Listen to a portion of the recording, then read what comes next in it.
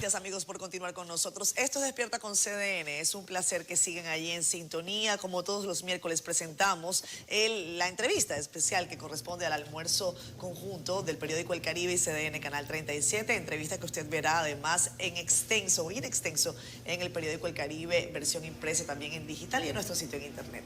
Tenemos el gusto de presentar durante la mañana de hoy al ministro de Economía, Planificación y Desarrollo, Pavel Issa. Gracias por estar con nosotros y muy buenos días. Gracias por tenerme de nuevo en casa, porque El Caribe es mi casa. Por 8 años publiqué una columna semanal, fue todo un periodo de aprendizaje, de producción, y estoy muy satisfecho y muy contento de estar de vuelta acá.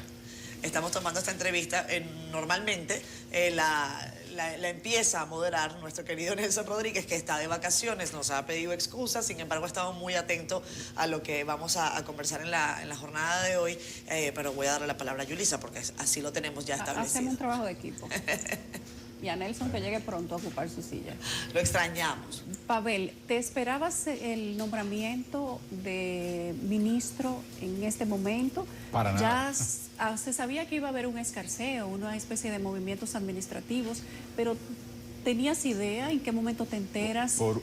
No tenía ninguna idea. No sabía que el presidente estaba considerando la posibilidad de que el exministro Seara ocupara la posición en el Ministerio de Medio Ambiente, de tal manera que fue una sorpresa todo, una sorpresa que se planteara esa posibilidad y luego una sorpresa que se me pidiera a mí que ocupara la posición, un poco de shock, pero obviamente el desafío estaba planteado, los equipos estaban entusiasmados de que el equipo dentro del ministerio de que yo pudiera asumir la posición para continuar con la senda trazada. Y profundizar esa agenda trazada. Digamos que percibimos que yo asumiendo la posición de ministro pudiéramos continuar avanzando, profundizando la agenda que habíamos trazado y creo que el tema es darle calidad a la política pública. Esa es nuestra misión y nuestro desafío. En un momento, como tú un poco lo introdujiste ahora, en un momento de un desafío económico muy significativo por el contexto internacional tan complejo e incierto que estamos viviendo. A propósito, ministro, de eso último que usted dice, ¿cómo vislumbra el gobierno desde el Ministerio de Economía, Planificación y Desarrollo que va a ser la economía en estos próximos 6 meses, los últimos 6 meses del año? Sí, las previsiones que hace el Ministerio de Economía junto con el Banco Central y Hacienda, o sea, estas tres entidades producen, lo publica el Ministerio de Economía, pero es una producción conjunta entre las tres entidades, el marco macroeconómico. Y se publica 2 veces al año, una vez en marzo y otra en noviembre, y ese marco sirve para elaborar el presupuesto del año siguiente. Nuestra última actualización del macroeconómico apunta a que vamos a tener un buen cierre de año. No prevemos problemas en lo que se refiere a los agregados macroeconómicos, obviamente excepto el tema de inflación, pero en términos de los agregados macroeconómicos, es decir, en particular el PIB, el Producto Interno Bruto, vamos a terminar creciendo a una tasa del 5%. Esta estimación considera los efectos de un ambiente internacional incierto y de los efectos que pueda tener en el crecimiento global y en el crecimiento del país derivado del ajuste en la política monetaria que está habiendo en el mundo, un aumento en las tasas de política monetaria en todo el mundo y un ajuste de las tasas de interés en los mercados y en el mercado nacional. O sea que a pesar del ambiente vamos a terminar teniendo un año macroeconómicamente hablando bastante bueno. Yo creo que el desafío es más social, ¿no? Y de obviamente contener los efectos, asociado a eso, contener los efectos de la inflación. Ministro, así que vamos a tener un buen año, el empleo se va a seguir recuperando. En este momento tenemos casi 4.7 millones de personas ocupadas, la última información que tenemos del primer trimestre del año 2022. Eso es un empleo igual al visto previo a la pandemia, así que ya estamos en ese ámbito plenamente recuperado y la economía va a seguir creciendo y generando más empleos.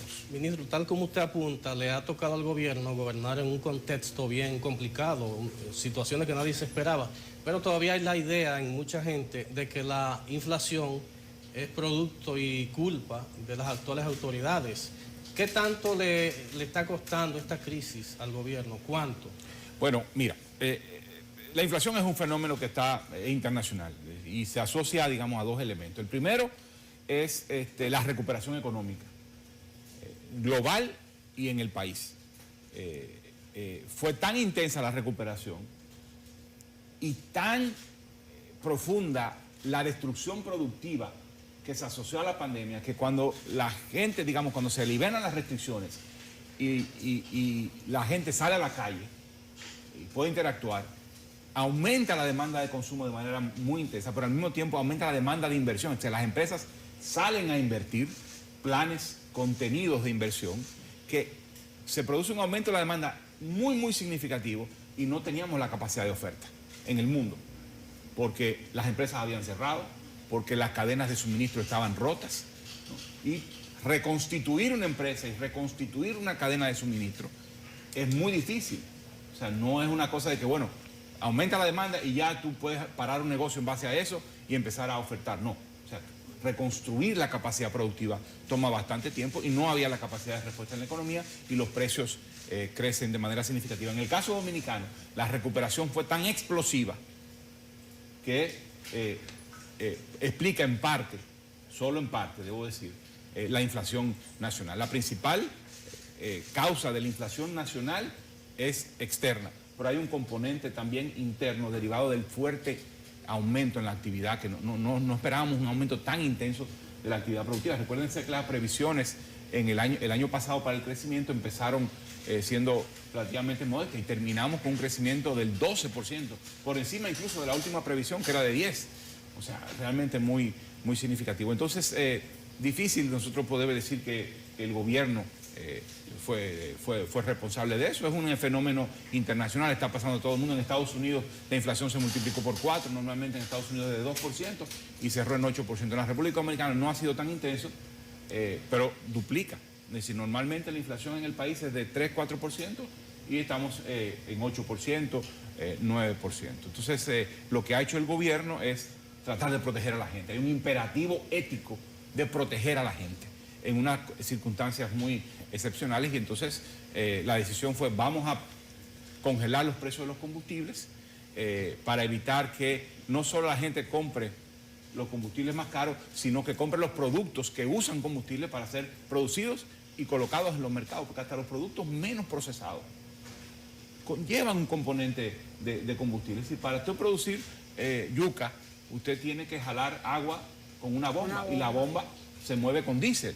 Entonces, si el diésel sube de precio, al final la yuca va a subir de precio. Entonces, el gobierno decidió subsidiar combustible, pero además fertilizantes y otro conjunto de productos. Entonces, eso ha permitido que la inflación no fuese tan elevada como hubiese sido si hubiésemos permitido que los combustibles se comportaran, el precio de los combustibles se comportaran como se comportan normalmente asociados a los precios de importación de crudo o de productos terminados. Probablemente estuviéramos hablando de una inflación 70% más elevada, pudiera haber alcanzado 15%, hay diferentes estimaciones, depende de la metodología que use, pero hubiéramos alcanzado una inflación del 13%, 14%, hasta el 16%. Algunas estimaciones apuntan casi a eso. Entonces, la verdad es que hemos logrado contener el embate a un costo fiscal sin duda muy significativo. Ya ustedes conocen que hasta mediados de año la inversión pública, el gasto público para contener los efectos de la inflación andaban por 35.000 millones de pesos, de los cuales 25.000 millones es combustibles. Si proyectamos eso a final de año, probablemente no va a duplicar la cifra del primer semestre, probablemente va a ser un poco menor porque los precios de varias de las materias primas, incluyendo el petróleo, ha venido cediendo por temores a una inflación, a una recesión o a una disminución de la actividad. Yo no creo que vamos a llegar a una recesión, sino a una disminución de la actividad económica global como resultado del aumento en las tasas de interés, precisamente para frenar la inflación. Entonces probablemente vamos a terminar con un subsidio global de 60.000 millones. Mucho dinero. Pero es difícil preverlo, depende de cómo se comporte el precio de los hidrocarburos, que es el componente fundamental del subsidio. Obviamente eso va a implicar revisar el plan y el presupuesto. Todavía no me quiero adelantar a lo que van a proponer el gobierno a través de las autoridades de Hacienda, pero tenemos que ajustarnos a esa realidad y el plan no es una camisa de fuerza y los proyectos de inversión no están escritos en piedra, ni la meta de déficit está escrita en piedra, sino que tenemos que ser flexibles ante situaciones extraordinarias. Los planes son rutas por donde tú quieres caminar, pero tienes que responder a la situación extraordinaria y la respuesta que ha dado ha contribuido a aliviar la situación. No la resuelve. La inflación está ahí, pero si no se hubiera hecho eso, hubiese sido mucho peor. Ministro, esa respuesta extensa que usted da podría, de alguna manera, explicar parte de la pregunta que se hace desde la acera opositora de por qué la República Dominicana muestra un índice inflacionario alto con respecto a otros países de la región que también están sufriendo de los embates de la inflación internacional, el tema de la guerra en Ucrania, caso de países centroamericanos, caso de Bolivia. Pero quiero que nos amplíe sobre ese particular porque ese razonamiento es muy básico y parecería sencillo, pero tiene otra explicación. Hay una posible explicación. Yo creo que hay que indagar más en eso, hacer estudios comparados. Una posible explicación es que la recuperación económica en el país ha sido mucho más intensa de lo que ha sido en otros países. Si la tasa, estamos hablando de una tasa más del doble de lo normal. O sea, cuando tiene un aumento en la producción de esa, una recuperación de la demanda de ese nivel, pues obviamente el efecto en los precios es más fuerte en otros países que, digamos, que terminaron creciendo en 2021 y en el primer semestre de 2022 a tasas mucho más modestas. Eso es una explicación. Es decir, la producción nacional no pudo responder al aumento en la demanda tan intenso como se vio. Otra explicación también es, bueno, ¿cómo tú mides la inflación? Tú la mides con una canasta. Cada país tiene, digamos, una canasta de un consumidor o una consumidora típica, promedio. Y así es que se mide. Se le siguen los precios a esa canasta que consume ese consumidor típico. Probablemente la canasta de un consumidor típico en la República Dominicana está mucho más influenciado por los productos importados o por los insumos importados de los productos que se producen localmente que en otros países. A veces se compara, por ejemplo, con el caso de Guatemala.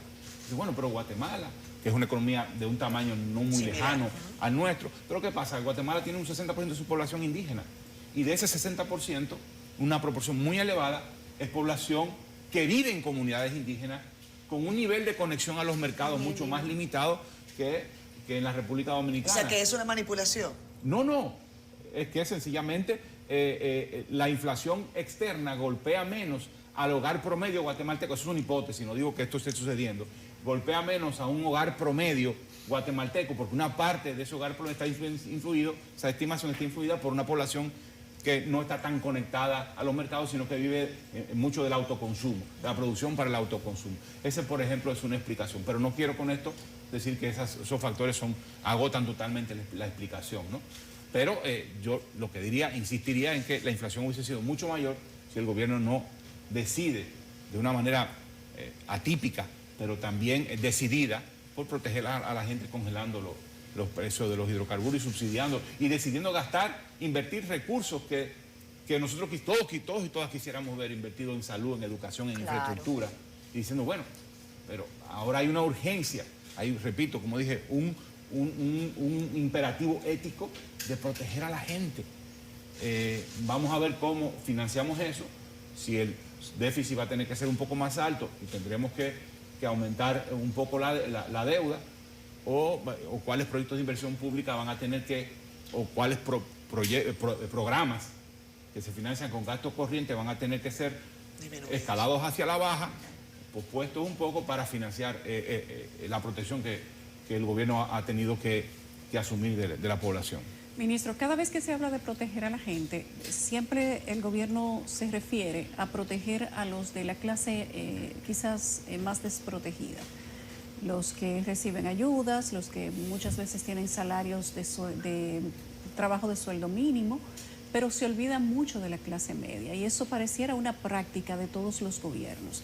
En lo que va de gobierno de la actual administración, las tasas de interés han subido 3 veces y eso evidentemente presiona el bolsillo, sobre todo de la clase media. Cuando se habló del bono de los 1.500 pesos, de salir en ayuda de la gente que menos posibilidades tenía, de abaratar la canasta básica familiar, muchas personas se quejaron de que todas las medidas que el gobierno toma no impactan ni siquiera de lado a la clase media, y es la clase media la que soporta en gran medida la economía de la República Dominicana.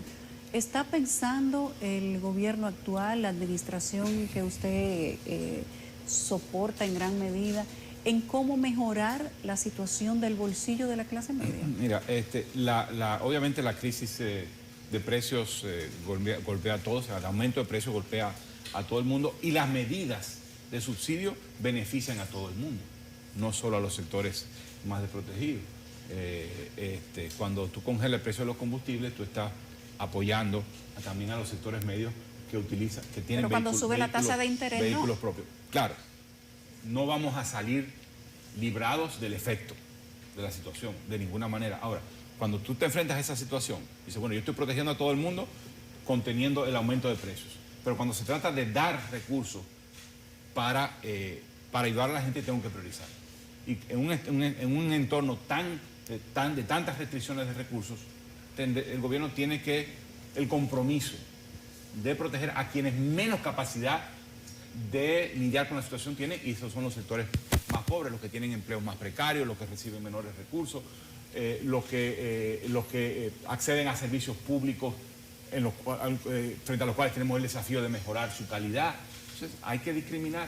¿Dónde está la clase media en el plan de recuperación económica que tiene el gobierno? Porque estamos ganando lo mismo, la gente gana lo mismo, excepto los salarios mínimos que fueron aumentados en el pasado. Bueno, repito, la prioridad tiene que ser con los más pobres. O sea, ahí no hay discusión, pero las medidas de contención de los precios están beneficiando a todo el mundo. Ahí está una medida concreta que beneficia a los sectores medios. Pero la prioridad, o sea, en el balance, la política tiene que ser más para los que menos tienen y menos para los que tienen más. Una de las críticas, ministro, que se le ha hecho a este gobierno es el tema de la inversión. Usted explicaba que muchos recursos se han tomado para gasto, porque hay que, sobre todo el gasto social.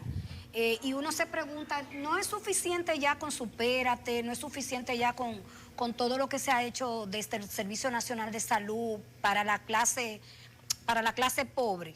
¿Por qué seguir, por ejemplo, con estos programas puntuales que a veces uno no lo ve tampoco como una solución a problemas, sino como una medida más política para bajar la tensión social? Es una medida económica que procura paliar la situación, pero claramente tenemos el desafío de darle una perspectiva de largo plazo a la política de protección social. No puede tratarse de una transferencia de recursos pura y simplemente. Entonces hay que transformar, y en eso estamos trabajando junto con Supérate, en transformar el programa desde uno que transfiere a hogares pobres muy legítimo, absolutamente necesario, hacia un programa que crea capacidades. Es decir, ¿cómo tú lo haces? Bueno, por ejemplo, la línea que tenemos con Supérate es movernos hacia crear transferencias monetarias, pero creando capacidades para la empleabilidad o creando capacidades para el emprendimiento. ¿Ya? Entonces, junto con todas las demás condicionalidades que hay y que se han debilitado, digamos que gobiernos pasados no lograron que fuese suficientemente robusta. Por ejemplo, la transferencia condicionada, te doy una transferencia siempre y cuando lleven los niños y las niñas a la escuela. Sí. Bueno, ahora tenemos que pensar, y estamos pensando moverlo hacia, no solo tienes que llevar a los niños y niñas a la escuela, sino que tienes que hacer que tus adolescentes terminen la secundaria. Porque sabemos que los muchachos abandonan la escuela en tercero de bachillerato. Bueno, en nuestra época era tercero de bachillerato, cuarto de bachillerato, es decir, quinto, sexto. Entonces tenemos una brecha de cobertura en educación secundaria, que especialmente los jóvenes de sexo masculino abandonan la escuela muy tempranamente, ¿no? Entonces, bueno, vamos a mover el programa para decir, te doy la transferencia, pero a cambio de que tus hijos o hijas, o quienes estén bajo tu cuidado, jóvenes, adolescentes, terminen la escuela secundaria. Ya, por ahí, digamos, vamos. O te doy la transferencia siempre y cuando tú hagas tal y tal y tal cosa para que logres mayores capacidades para que te puedas emplear en el mercado de trabajo. Entonces, ese es, digamos, el giro que hay que irle dando. Es algo que ha estado planteado en la literatura, en las discusiones sobre los programas de protección social desde hace mucho tiempo, pero que no hemos logrado con la fortaleza yo necesaria. le preguntaba por el tema de los 1.500 pesos. Bueno, eso es es un apoyo extraordinario en una situación extraordinaria. Y yo lo que invito es un poco, bueno, más allá de ese apoyo en una situación particularmente difícil, estos 1.500 pesos fueron para 1 millón de hogares en una situación particularmente, digamos, de pobreza particularmente profunda, los quintiles más bajos de ingresos o de riqueza, pero tenemos que pensar en cuál es la orientación que tenemos que dar a largo plazo. En eso que está pensando el gobierno, una vez, digamos, superemos la situación extraordinaria que estamos viviendo. Tenemos que hacer una pausa, ministro, pero vamos a regresar de inmediato con usted. Regresamos con más. Esto es Despierta con CDN. A ustedes gracias como siempre por su sintonía. Continuamos en esta entrevista especial hoy con el ministro de Economía, Planificación y Desarrollo, Pavel Issa. Tiene la palabra ahora nuestro compañero Martín Polanco. Ministro, a marzo el saldo de la deuda externa del sector público no financiero ascendía a unos 50.000 millones, un poco más. Eso es 47.1 del producto. ¿Qué tanto debemos preocuparnos por ese nivel de deuda? Mira, ¿Es aceptable? hay que preocuparse. Este país no es un país particularmente endeudado, pero por supuesto que hay que preocuparse porque estamos destinando el 20-23% de los ingresos tributarios a pagar intereses de la deuda pública. No estamos cerca de una crisis, la deuda es manejable, pero igual que antes, que teníamos el problema de deuda, creo que sigue siendo un problema con el cual hay que lidiar, con el cual creo que los colegas del Ministerio de Hacienda están haciendo un trabajo muy interesante en lo que llaman las operaciones de manejo de pasivos, es decir, de reenganchar deuda con mejores términos a más largo plazo. Pero obviamente el tema de fondo, al final el tema de fondo es un tema tributario, fiscal. No está planteado en este momento una discusión de ese tema, pero o sea, de cómo elevar la capacidad de recaudación del Estado, cómo elevar la recaudación del Estado. Por lo tanto, tenemos que manejarnos con prudencia. En los próximos 2 años ese va a ser el objetivo, manteniendo el déficit en un nivel razonable. Va a haber déficit, no hay manera de zafarse. Vamos a tener que continuar endeudándonos. El objetivo es que el crecimiento de la deuda no sea más veloz que el crecimiento de los ingresos tributarios y que no sea más veloz que el crecimiento de la economía. De tal manera que mantener el peso de la deuda en ese orden que te están planteando, Martín, de 45 o 50% del Producto Interno Bruto. Creo que es viable, pero vamos a tener que manejarnos con mucho cuidado con la deuda y priorizar gastos públicos en aquellos programas más significativos que protegen más a la gente, pero combinados con aquellos programas e intervenciones que, además de mejorar la calidad de vida, orientan el desarrollo económico a más largo plazo, creando capacidades que no tenemos en este momento. Hay situaciones de atención inmediata y otras que se pueden ver a mediano y largo plazo, tal y como usted ha dicho. En el caso de la solicitud de nueva deuda, esa búsqueda de dinero que pueda entrar a la economía desde el punto de vista de los organismos internacionales, usted dice que se está haciendo un trabajo. En el momento en que estaba planteada la pandemia, se hablaba de que los organismos internacionales iban a tener que ser creativos en la manera en que le iban a cobrar no solamente a los países en vías de desarrollo, sino a todos los países esa emisión de recursos. En el plano en que nos encontramos ahora, situaciones que no estaban en el panorama cercano, una guerra que ha golpeado a los países de Occidente de manera significativa y a los países en vía de desarrollo, como el caso de la República Dominicana también. ¿Hay alguna forma en la que estos organismos puedan variar las condiciones con las que van a cobrar posteriormente ese recurso? ¿Ese trabajo se está haciendo? Yo creo que el rol de los organismos internacionales debería ser incrementar de manera significativa la cantidad de recursos disponibles para los países en desarrollo para que estos puedan acceder a préstamos en unos términos mejores de los que existen, digamos, de los que operan, digamos, priman en los mercados internacionales, de tal manera que podamos lidiar con la situación de una manera, a un costo financiero más bajo. El problema es que es una decisión que toman los países más desarrollados. a fortalecer, mejorar la dotación de capital de organismos como el BID o el Banco Mundial. Es una decisión de los países más ricos, los que más aportan a estos organismos. Entonces yo creo que la pregunta es muy válida y la respuesta que daría es: hay que empujar para que los países ricos decidan inyectar de más capital a estos organismos, de tal manera que nosotros podamos recurrir a crédito a unas condiciones más bajas. A pesar de eso, a pesar de que todavía esa decisión no ha sido tomada, aunque al fondo se le dio una inyección importante de recursos, pero yo me movería no solo al fondo, es a los bancos de desarrollo, ¿no? Con los cuales establecemos relaciones para inversión en proyectos con impacto de largo plazo y de impactos económicos y de desarrollo social. Pero en ese contexto, donde no tenemos más recursos en los bancos de desarrollo, o hay más pero no lo suficiente, la idea sería movernos desde, como lo está haciendo Hacienda, desde un mucho más énfasis en los mercados, endeudamiento a través de los mercados, colocando bonos, hacia endeudamiento con organismos financieros multilaterales que ofrecen condiciones mucho más blandas. La idea es mover un poco la balanza, sin pensar que se puede mover significativamente, porque los bancos estos no tienen toda la cantidad de recursos que necesitaríamos para cerrar las brechas fiscales, pero movernos hacia endeudamiento con estos organismos.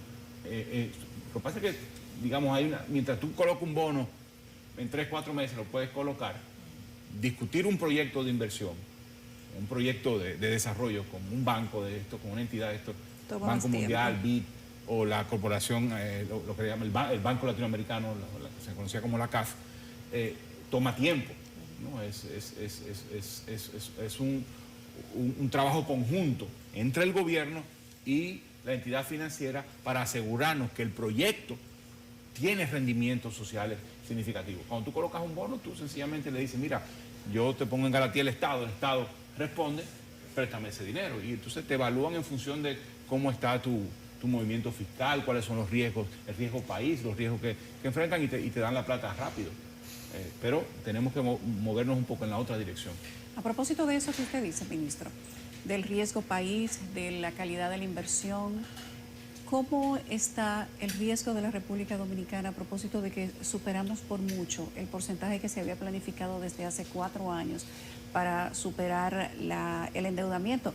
Cuando usted no era ministro, justamente hablaba de la calidad de la inversión para no superar el porcentaje que era saludable para la economía, para seguirse endeudando. Recientemente, ayer, el Banco Interamericano de Desarrollo le niega a Argentina su última solicitud de préstamo para seguir paliando la situación económica que tiene el país, y el BID le ha hecho duras críticas. Ha hablado de la calidad de su inversión, del tema del asistencialismo, le ha hecho un listado de críticas para decirle: finalmente, no tienes calidad para pedirme que te preste nuevamente. No es el caso, afortunadamente no es el caso de la República Dominicana. En la República Dominicana el riesgo país, el riesgo país en todo el mundo ha subido. Después de la pandemia. No, es lógico. Con la pandemia. Pero ahora, y además con la subida en la tasa de interés también es una presión adicional. Pero el riesgo país de la República Dominicana no ha subido particularmente más, sino que se ha mantenido en línea con el promedio mundial. O sea que digamos que estamos en una situación que, digamos, no muy diferente a la que había previamente, aunque el riesgo haya aumentado junto con el resto de los países. La diferencia que tenemos nosotros ahora, pienso yo, hablando de la calidad de la inversión, es que estamos haciendo un esfuerzo muy significativo por mejorar la calidad de la inversión y la calidad del gasto público. ¿Y cómo lo estamos haciendo? Bueno, el Ministerio de Economía, Planificación y Desarrollo tiene la rectoría de la inversión pública. Y debo decir que no hay ni un solo proyecto de inversión pública, de los nuevos proyectos de inversión pública, que no haya pasado por el sedazo del Ministerio de Economía. En el pasado, muchos proyectos de inversión pública no pasaban adecuadamente por el sistema de inversión pública y solo tenía que tener la firma del presidente para que se le aprobara o caminara ese proyecto. En esta gestión no hay ese tipo de casos. Estamos vigilantes de que cada uno de los proyectos de inversión pública que son aprobados cumpla con garantías de calidad, que tenga una tasa de retorno social positiva, que nos aseguramos que valga la pena poner el dinero público en ese proyecto. Ese es un rol fundamental que tiene el Ministerio de Economía. Al mismo tiempo, nos aseguramos, como gobierno, no solo como Ministerio de Economía, en que se cumplan todos los procedimientos de compra. En el pasado, digamos, había un relajamiento en el cumplimiento de la normativa. Y ahora mismo no estamos en esa tesitura. Obviamente eso implica un desafío muy grande porque gastar bien es difícil, es complejo. Pues, pero estamos asumiendo el desafío y los nuevos proyectos, la cartera de proyectos que está emergiendo ahora, pongamos la atención a la cartera de agua potable y saneamiento, y pongamos la atención a la cartera de vivienda.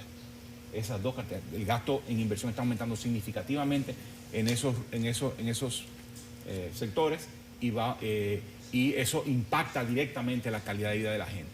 Y cuando vemos esa cartera de proyectos, podemos decir desde el Ministerio de Economía que es una cartera de proyectos mucho más sana que en el pasado. No ágil. Sana.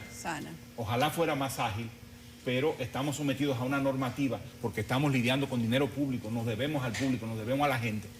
Y para eso están las normas. Las normas pueden mejorar, pueden simplificarse. Pueden simplificarse, deberemos simplificarlas, pero sin sacrificar el rigor.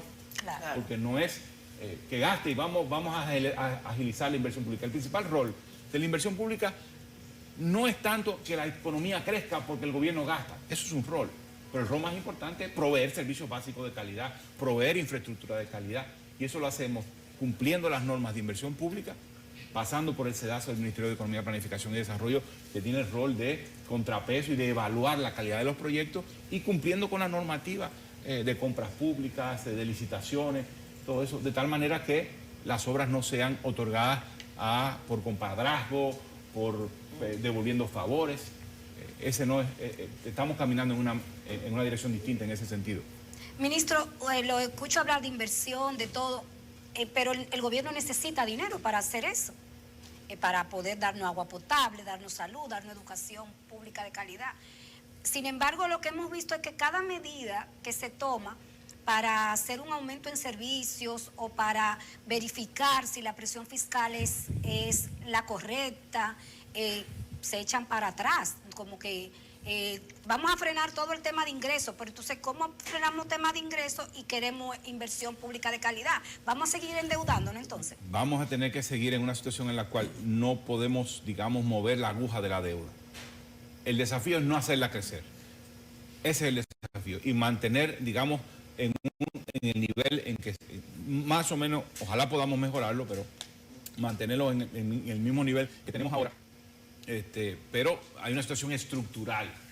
O sea, el fisco dominicano tiene un déficit estructural. El gasto que hace el Estado, que es insuficiente, no es pagado por los ingresos tributarios. Los ingresos tributarios andan por el 14%, del 14-15% del PIB. El gasto anda por el orden del 18% del PIB. O sea que tenemos una brecha desde 2008 en adelante, estamos hablando de 14 años continuos, sacando el periodo de la pandemia, del orden del 3% del PIB.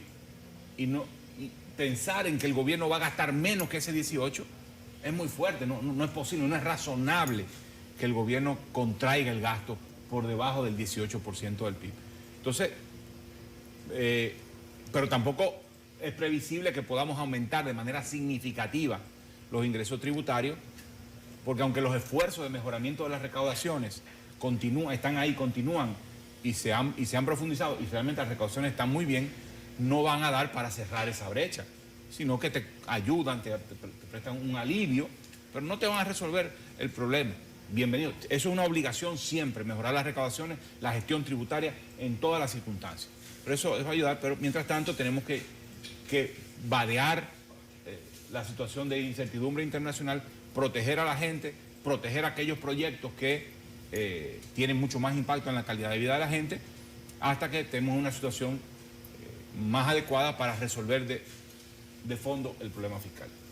Y yo debo decir, y esa resolver de fondo el problema fiscal pasa por hacer una estructura tributaria mucho más progresiva. Significa ir detrás de las rentas altas, ir detrás de los ricos. Puede hacer más eficiente el sistema de cobro, porque aquí hay un alto porcentaje que no paga impuestos. El incumplimiento tributario por impuestos sobre la renta es por encima del 50%. La evasión aquí es la mitad Entonces, de lo que se recauda. Pero La ahí, presión fiscal es la pero base. ahí también estamos hablando de la tributación de los ricos, porque ¿quiénes son los que perciben rentas? Principalmente los ricos. Entonces, Pero hay que ir cuando detrás. se habla de evasión, estamos hablando de evasión en general, de personas, Bueno, empleados individuales. Yo me estoy refiriendo independientes. en este caso a la evasión del impuesto sobre la renta. Sobre la renta. La evaluación o la ilusión del impuesto. El incumplimiento tributario del impuesto sobre la renta está por encima del 50%. O sea, la estimación es de cuánto tú recaudarías, dada la normativa, si la cumplieras al 100%. Y la evasión Obviamente nunca la general. vas a cumplir al 100%, pero que la cumplas al 80% ya, y lo estamos cumpliendo por debajo del 50%. Entonces, pero entonces, tenemos que fortalecer el sistema tributario para que vaya detrás, para que tenga la capacidad de ir detrás de las rentas altas. De los que De tal evaden. manera que los que más perciben renta contribuyan más. No hace falta una al reforma fisco. fiscal. Pero en ese entonces. No, caso, claro que que sí. falta No, es que eficientizar. es que es parte de la reforma.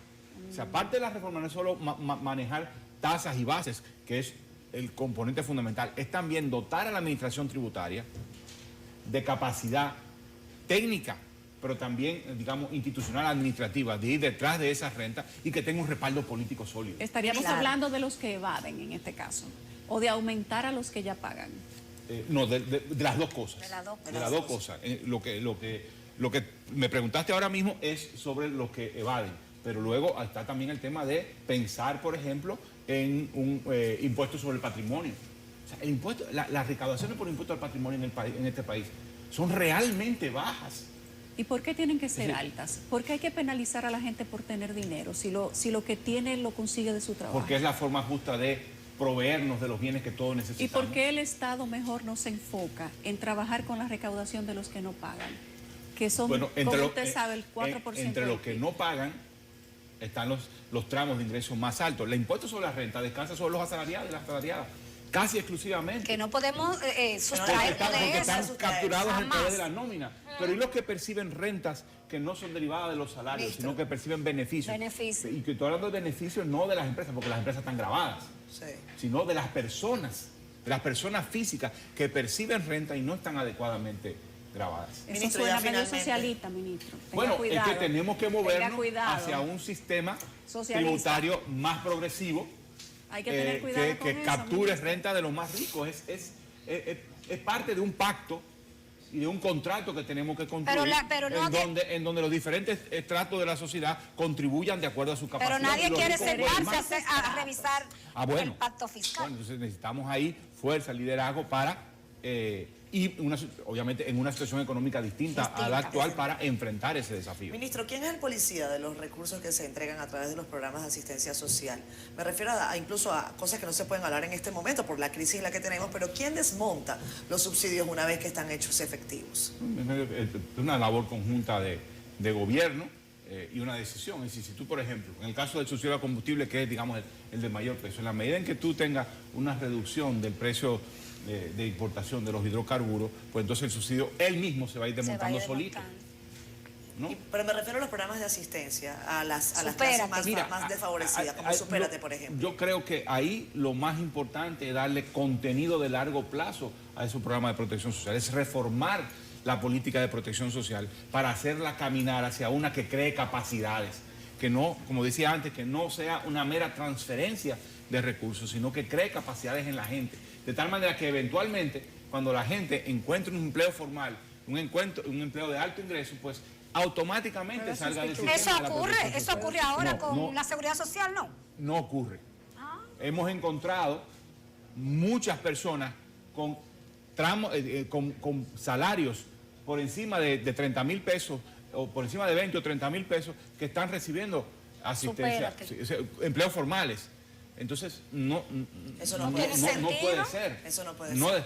A ver, vamos a ver. No toda la gente que recibe 20 o 30,000 pesos debería de ser retirada de la protección social. Por ejemplo, hay gente que tiene alguna persona con discapacidad en el hogar. Sí.